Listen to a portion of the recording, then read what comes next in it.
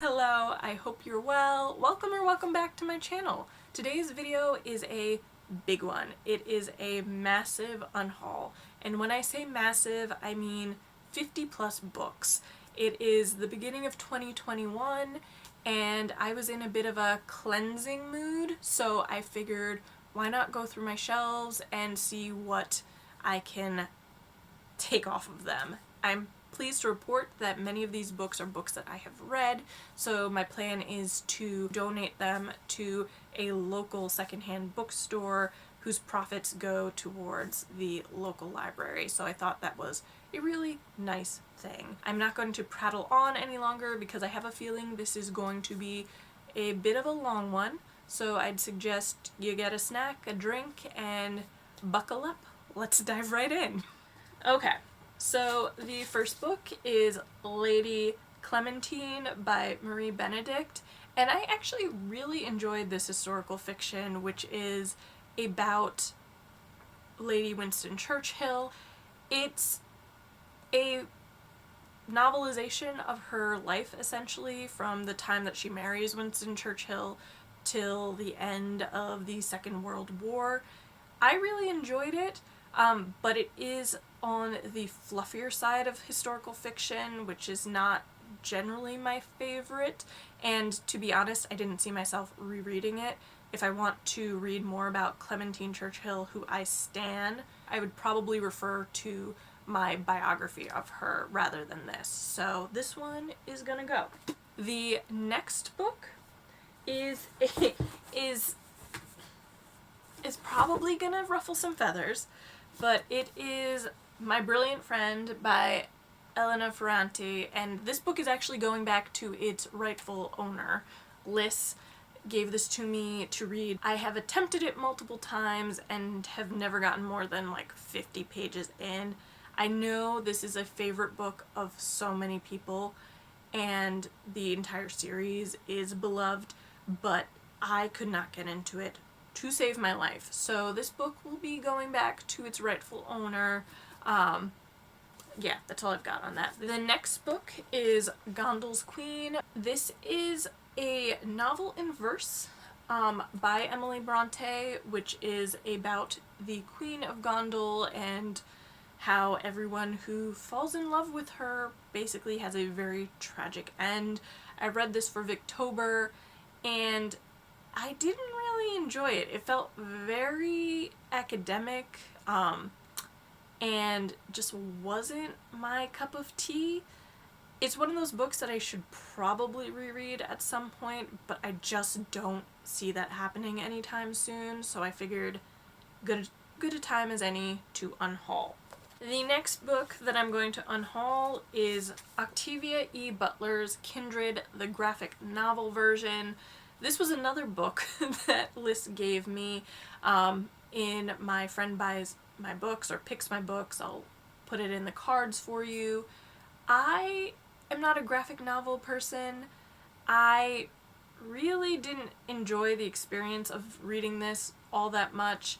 I did not connect with the characters at all, so I figure I should pass this along to someone who will really appreciate it, because I know Octavia E. Butler is an incredible author that so many people love, so someone out there will get a lot more out of this than I will. Next up, we have Sex with Kings by Eleanor Herman, and I remember really enjoying this book several years ago when I read it. I just don't see myself rereading it. It is essentially a look at the mistresses of European monarchs and sort of the power that they had in court over the course of their lives and the political influence and all of that. I learned a lot about some really interesting women, but as I said, it's just not a book that I see myself rereading. So next up, is Blood, Water, Paint by Joy McCullough, and this is also another novel in verse, so I do think I am unhauling the 2 novels in verse that I have. I did really enjoy this one. It is the novelization of the artist Artemisia Gentileschi. This book, I would say, is very triggering when it comes to sexual assault, so just bear that in mind. But I really, really did love this. I actually got it as part of a blind date with a book. It's just a book that I don't personally see myself rereading. The next book is Lady Killers by Tori Telfer. I read this not that long ago, to be quite honest. It was in October, I think, and it is one of those books that's kind of like an anthology, but not, where each chapter is a short biography on a different individual, and in this case, these are women who are serial killers throughout history. It was interesting, but again, it was, I think I rated it 3 stars, so it wasn't one that I was raving about, and I honestly, again, just don't see myself rereading this. If you're into true crime, though, want to learn about some murderesses, here you go. The next book is one of the few arcs I have left from the days when I worked in book publishing, and that is Russians by Greg Pfeiffer. I genuinely enjoyed this when I read it. It was a look at Russian history that I believe was also part memoir. It's been 6 or 7 years since I've read this, so I'm a little rusty, but to be honest, I just don't see myself rereading the arc or rereading this particular book in general. I do remember it being a teeny bit dense for my liking at the time, so this can go too. Oh. The next book is The Bone Witch by Rin Chipeko, and I was going through a phase where I was really interested in fiction about witches and witchcraft, and this was one of my purchases during the phase that has been sitting on my bookshelf. This is not my genre. This is the start of a fantasy series. I don't read much fantasy. I also don't read all that many book series, so this just wasn't a good fit for me. Apparently the witch is a necromancer, but yeah, I haven't read this, so I can't tell you much about it. Sorry. The next book is The Revolution of Marina M. by Janet Finch. This book, I ended up with 2 copies of it. So I have the hardcover edition, which was on my winter TBR, and which I plan to read. This was a paperback edition of the book that I got in my Page One Books subscription box. I talk more about it in my winter TBR video, so I'll link that for you. I just don't need 2 copies. Similar thing with the next book, which is The Aftermath by Ridian Brooke, which is a World War II historical fiction. I ended up with 2 copies of this because I did not realize that I had a hardcover edition of it because it wasn't the movie tie-in cover, so they looked completely different. I've kept the other cover, the hardcover, and figured I would give this one to someone who's interested. This is a book I haven't read yet, but I'm still very interested in it. Next up is The Race to Save the Romanovs by Helen Rappaport. I spoke about this book in a not too distant wrap-up video, and it is about the Romanovs, their imprisonment, and all of the plans from royalists and their family members in Europe and all of that to try to save them, which ultimately fail. I read this, I enjoyed it, but I wasn't in love with it. I would definitely read other books by Helen Rappaport. I just don't see myself rereading this particular one, so I figured I should pass it along to someone who would be interested. The next book is Salt to the Sea by Ruta Sepetys, whose last name I am sure to be butchering. This is another World War II historical fiction, It's about four refugees and their lives intersecting as they board the Wilhelm Gustloff, which is this, ends up being this tragic maritime accident that kind of dwarfs the Titanic in the sheer loss of life, but that no one seems to really know about.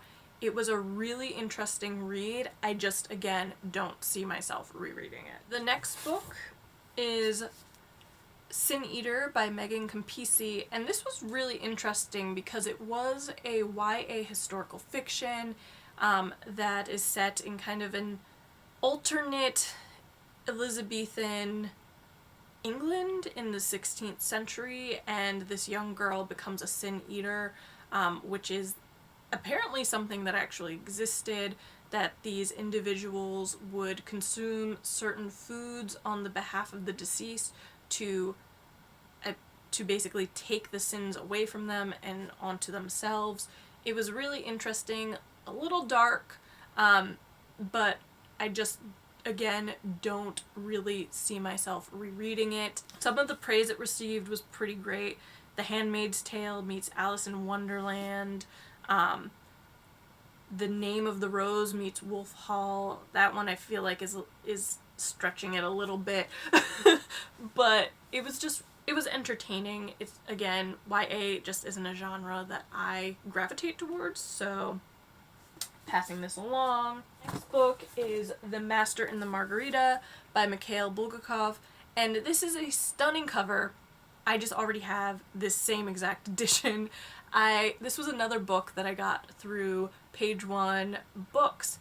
They do a great job of sort of matchmaking books for you based on a quick survey that you take. The fact that they have, out of the millions of books out there, somehow picked two books that were already on my radar and on my TBR for me is amazing. It's just, obviously, I don't need 2 copies of the books, so I'm gonna get rid of this Russian classic since I have one on the shelf already. The next book is The Starless Sea by Erin Morgenstern. This is a book I have not read, and this is a case of me being hype averse. So I know everyone loves The Night Circus. I remember when this book came out that everyone was really, really excited about it on BookTube and Bookstagram and the like. So I jumped on the bandwagon on time for once and just then never read the book. So at this point, I feel like I've heard more negative things about it than positive, and I just don't have any real desire to read it at this point, so I'm going to pass it along too. So we have Rebecca by Daphne du Maurier. You guys, if you watch my channel, know that I am obsessed with this book. I just happen to have a stunning edition of Rebecca, which is a Virago UK edition, that I am absolutely in love with. And as much as I love the book, I definitely don't need 2 copies of it, so I'm going to pass along the Rebecca love to someone else. It's getting harder and harder to reach into these boxes. So the next book is On Immunity by Eula Bliss, and this is very timely. It's on inoculation, but this is another arc that I picked up during my past life in book publishing. I think I actually picked this up at BEA one year, and I've had this since 2014 and have just never read it. It's been on my shelf forever. I should probably read it considering how timely it is, but I honestly just don't see it happening anytime soon, so this is gonna go as well. So the next book is On Chesil Beach by Ian McEwan, and this is obviously the movie tie-in edition with the lovely Saoirse Ronan on the cover, and I really enjoyed this book when I read it, and it was the first Ian McEwan book that I had read. It is this really sympathetic and also awkward story of these newlyweds who, on their wedding night, are basically freaking out about having to consummate their marriage, and it was just a really interesting read. I don't really know how else to describe it, but the book, it was just, it was great. It's just not a book that I see myself rereading. It was definitely one of those books that I had it moving between the keep and give away pile multiple times. At the end of the day, I'm not a fan of movie tie-in covers, so if I want to reread this, I rather get an edition that has the original artwork than keep this one. So that's what that decision came down to. I know, that's not a great reason, but it is a reason. We have another Daphne du Maurier novel, My Cousin Rachel. Again, another movie tie-in cover, and in this case, I have another edition of this book, which is also a Virago UK edition that I absolutely love, so I don't need two editions of this book as much as I love Rachel Weisz. So I'm gonna give this one away. This is one of the Daphne du Maurier novels that I have yet to read, so I'm looking forward to actually getting to it. So the next book is The Best American Magazine Writing 2013. So this is obviously 7-8 years old at this point, and I have never touched it.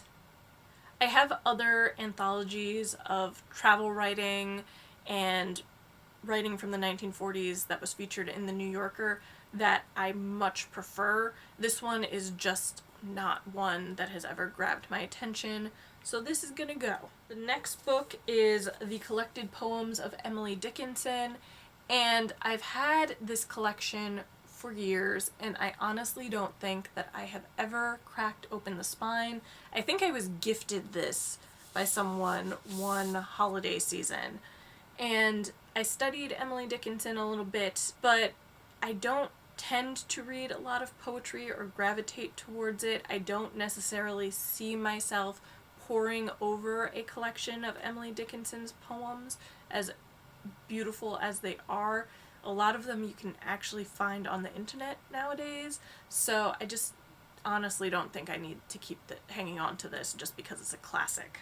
The next book that we have is Scandalous Women by Elizabeth Carey Mahone, with one of those ridiculous Barnes & Noble's those ridiculous Barnes & Noble stickers that I think all book lovers hate, that are like impossible to get off paperbacks. But this is another one of those anthologies that isn't an anthology, that basically each chapter, each section focuses on different women who who fall under this category of scandalous women.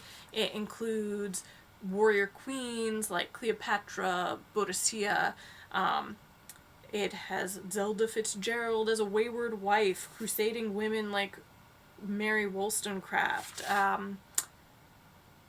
Calamity Jane, Women of the Wild West, all sorts of people like that.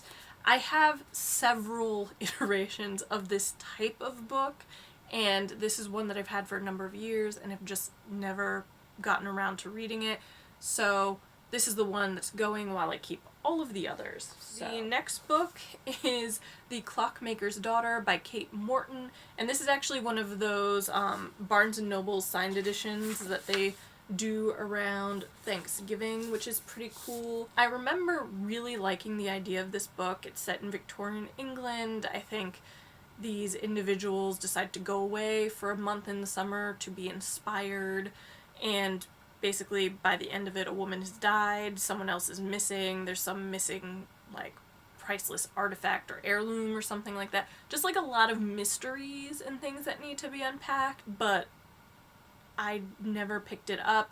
I'm fairly certain that Kate Morton is a well-liked author. I've never read anything by her, and apparently I'm not gonna start now, so I figured I would pass this along to someone who will enjoy it.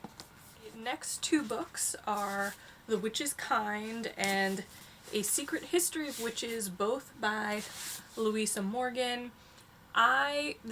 These were two books that I bought when I was buying basically every novel written that had the word witches in the title, and I never got around to reading these. I don't actually know much about what they are about. This one says a sweeping historical saga that traces 5 generations of fiercely powerful mothers and daughters, witches whose magical inheritance is both a dangerous threat and an extraordinary gift.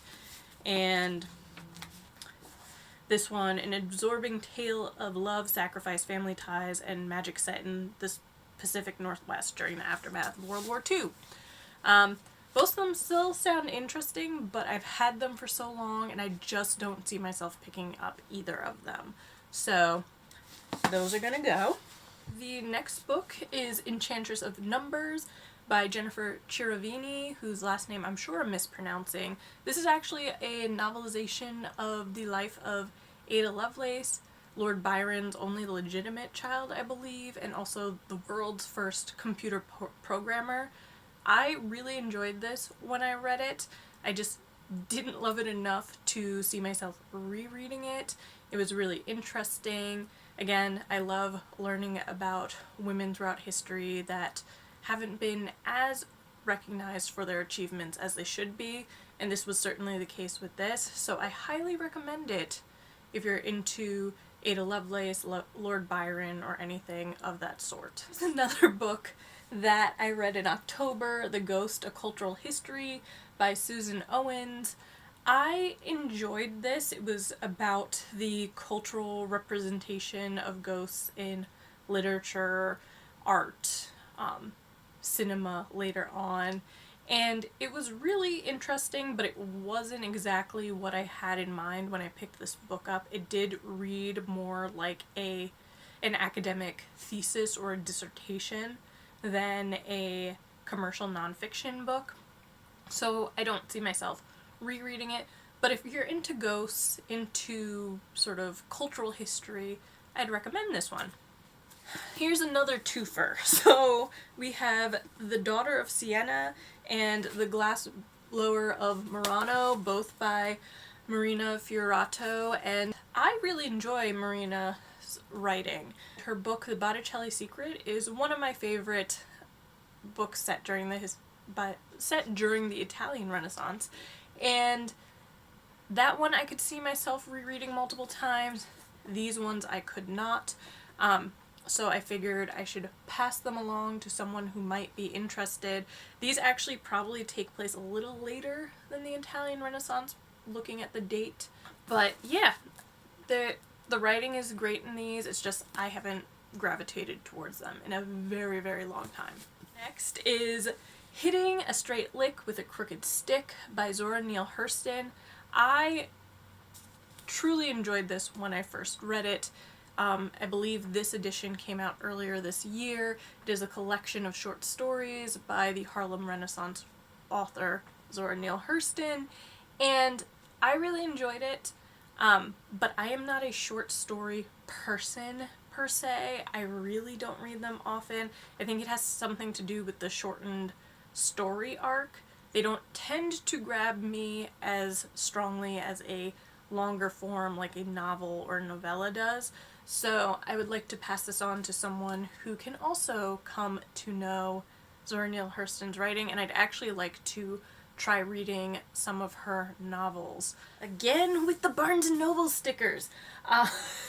This is The 10,000 Doors of January by Alex E. Haro. I never read this, and I honestly know nothing about it now that I'm looking back at it. In a sprawling mansion filled with peculiar treasures, January's scholar is a curiosity herself, blah blah blah. Then she finds a strange book, a book that carries the scent of other worlds and tells tales of secret doors. Again, it sounds like it would be really interesting, and I love books about books, but I've had it for a while now and have just never grabbed it. We have The Monuments Men by Robert M. Edsel, and this was really interesting to me when I bought it. The movie actually came out, and I believe Cate Blanchett is in it, as is like Hugh Bonneville from Downton Abbey. The movie was really interesting. I watched the movie, got the book. It's all about art restitution. I don't know why I can't talk today. Art restitution during World War II, so the Nazis were collecting all of these masterpieces from these countries that they were occupying, and so the armies were going in and trying to reclaim them, save them from destruction, that sort of thing. I enjoyed it. There was a lot of interesting information in here, but I do vaguely remember thinking that it was a bit dense. And to be honest, I have one of my favorite documentaries that is on a very similar topic, so I would probably sooner watch that than reread this. Another movie tie-in! The Light Between Oceans by M.L. Stedman, and this is a book that I feel like I should have enjoyed, and I started reading it, but I accidentally did not finish it. From what I remember, it's about a man and his wife who find this baby after some storm, and they themselves have either lost a child or can't have a child, and so they take it in, and all sorts of things happen as a result. I think Rachel Weisz is also in this movie, so apparently I'm attracted to a lot of books that she does movie adaptations of. So yeah, I just didn't click with it apparently, and have never felt drawn to it again. Grabbing a bunch of books, because now it's getting difficult to grab the box. So, Candide by Voltaire. Have not read this little guy since high school, I want to say. I'm pretty sure this was high school English, and I don't see myself picking it up anytime soon. I am trying to teach myself that just because it's a classic doesn't mean I need to hold on to it. So we're gonna let this one go. Next book is Margaret I by Daniel Dutton, and I really enjoyed this little novel. It is the novelization of Margaret Cavendish, who was the first woman in England to write for publication, and one of her works is like an early science fiction novel. She had a really, really interesting life. This is a fairly experimental style of writing, like the chapters are a page, a couple pages at the longest, but if you are okay with a little experimentation in the writing style, it's really worth checking it out, because Margaret Cavendish, Mad Madge as she was known, was a truly fascinating individual living during the English Civil War. So, okay, so this is another book that trying to teach myself to let go of classics, and it is Sigmund Freud's Dora, an analysis of the case of hysteria. This was for a history course in college. I used it actually for my thesis, as I did have an entire chapter on hysteria, but I, again, haven't touched it since then. I don't see myself doing so. So this is gonna go. You've got The Governesses by Anne Serre, and this is a translation, I believe. It's very, very short, barely 100 pages. It was wild. It's kind of a fairy tale, kind of not. It kind of has some darkness to it. It's about these governesses who basically prey on young men who happen to pass by their garden gate. It's a trip. It's a trippy read. It's kind of like a weird battle of the sexes and all of that. It's really, really difficult to define. Again, if you're interested in some sort of experimental writing, this is really short, really entertaining, so I'd recommend it. So another classic that I'm getting rid of that I might get flack for is George Orwell's 1984. I somehow managed to avoid reading this throughout high school and college, and then decided to read it earlier this year, and I hated it. Like, this is one of my least favorite books of the whole year. I found it really dense. I enjoyed probably no aspect of the writing itself. Reading this was the reason I picked up Hannah Arendt's Origins of Totalitarianism, but that I can get through. This, no.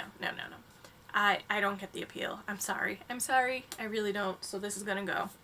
Then we also have another classic, The Stranger by Albert Camus, which I read on my own last year, I want to say. I'm glad to have read it, but I really don't see myself reading it again. I wouldn't consider it one of those books that I enjoyed. It's not even very long, but I just wasn't a huge fan. Again, like I said, I'm glad to have read it. I'm glad to be able to say that, yes, I have read The Stranger by Albert Camus, but that's the gist of it, so goodbye! The next book, which is also a classic, so I must have been in the classic section of that box, is The Great Gatsby by F. Scott Fitzgerald. I really enjoyed The Great Gatsby. I read it in high school and then have not touched it since, so I feel like it's time to let it go. I don't really have any desire to reread it.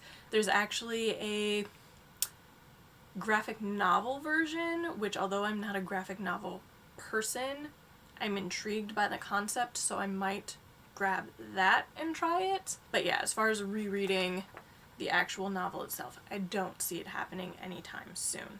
The next book is another book that I unintentionally DNF'd, which is Mrs. Sherlock Holmes by Brad Ricca. It is based on the life of Grace Humiston, who I believe is the first woman to become a district attorney in the US, and she was a detective at a time when women couldn't even vote. I got a decent way through it, if I remember rightly, and then put it down, and it's been years since I've even glanced at it again, so I figured probably a sign that I should let it go. This is another book that I read earlier this year that I really didn't enjoy, and that's Too Much by Rachel Verona Coate. As it says with the subtitle, How Victorian Constraints Still Bind Women Today, it's looking at cultural history through the lens of Victorian literature in particular, and how certain norms on how we look at the female body and the female mind are still controlling our perception of women today.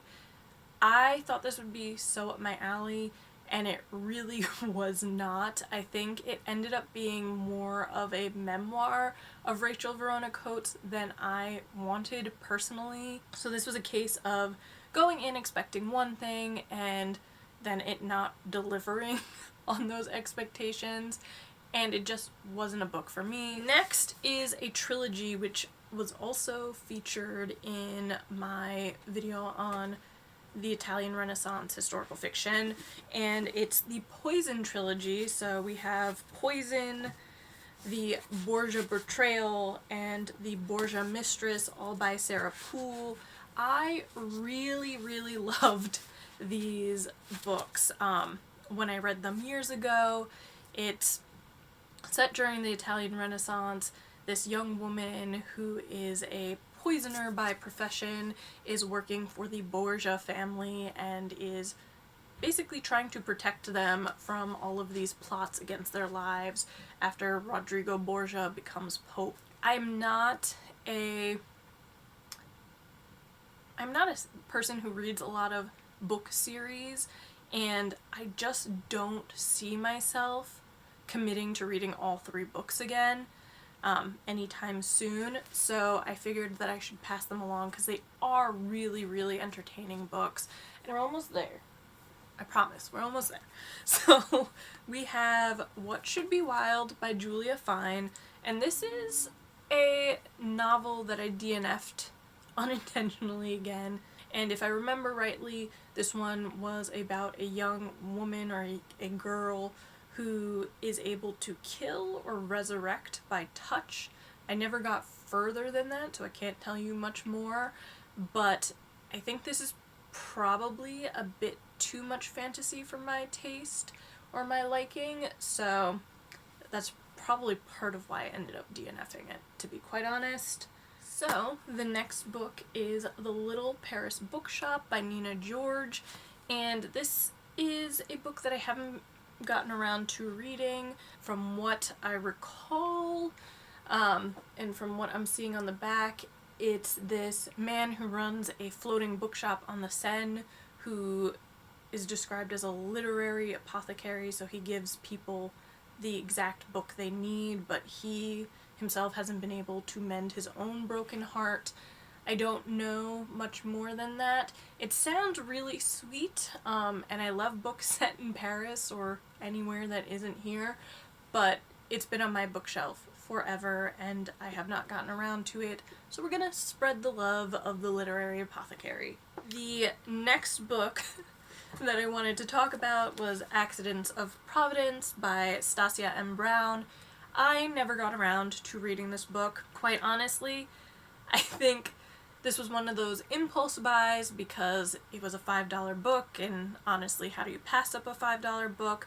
But I am trying to be better about that and make sure that these books that I'm buying are actually books that I genuinely think I'm going to read. This one I don't know much about. It looks like it's set around the time Cromwell is in power in England. A glove maker whose lover is locked in the tower is eventually arrested. So come an investigation, a trial, and an extraordinary cast of characters all brought to reckon for this one life. It's not necessarily a time period in history that I know much about or am particularly drawn to, so I have a feeling that's probably why I never picked up the book again after I bought it. The next is The Tattooist of Auschwitz by Heather Morris. If you watch this channel, you know that I read a lot on the Holocaust, whether it be nonfiction or fiction, and so this seemed like it would be right up my alley. The thing is, I don't remember who it was. I want to say that it might have been Katie over at Katie Reads and Rants had mentioned this book and didn't have very high opinions of it, and so that gave me pause. And to be honest, I have quite a few other books on the Holocaust that are still on my shelves that are more appealing to me now than this one, so I'm going to unhaul it. The next book is The Labyrinth of Spirits by Carlos Ruiz Zafron. And when I bought this book, I didn't realize that it was part of a series. So, according to this, it is a novel set in the universe of the Cemetery of Forgotten Books, and this one is set during the Spanish Civil War, which is a really fascinating time period in history. Like I've mentioned, I am not someone who is particularly drawn to many book series, and even if they're saying that you can read these as standalones, I do feel like you probably get the most enjoyment and most immersion in this universe if you continue on with the series, and since that's not my style, I'm going to pass this along. The next book is one with a beautiful cover, which makes me sad that I'm parting with it, but it is Once Upon a River by Diane Setterfield. It's again a book that I just have not gotten to, and it has lived on my shelves for way too long, and it's described as a tapestry of a book that combines folklore, science, magic, and myth, something about a small child that returns to life. But other than that, I can't tell you more than what's on the back of the book flap. So the next book is The Zookeeper's Wife by Diane Ackerman. I actually really enjoyed the movie, which had Jessica Chastain in it. If I remember rightly, it's about a Polish couple who run a zoo, and during the Nazi occupation, they actually begin hiding Jews in the zoo to protect them from the Nazis. I see myself watching the movie sooner than I see myself picking up the book, which has been the case since I acquired my own copy of it. And as I mentioned, I have a lot of World War II historical fiction on my shelves that I would probably grab sooner than getting to this one. So that's gonna go. The last book is History's People by Margaret Macmillan. It's kind of in a similar vein to those anthologies I've spoken about, where each chapter or section focuses on particular people throughout history. This one seems to be a much more serious one than the others. It has a blurb from Madeleine Albright, of all people, but I've had it on my shelf for a really long time and have just never gotten to it. And to be honest, I would probably prefer, with these individuals who are in it, to read more thorough, more detailed biographies on them than just to kind of get a taster or an hors d'oeuvre. So that's why I'm gonna get this one off my bookshelf for now. We made it through the Unhaul. I do have to say I am pretty pleased with how this exercise went. I was able to part with a large number of books, which is very hard for me personally. I also am glad to see that I have read a large portion of the books that I'm unhauling. Thank you so much for watching this video. If you enjoyed it, please be sure to give it a thumbs up, comment, and subscribe. And yeah, as always, I'll see you next time. Bye!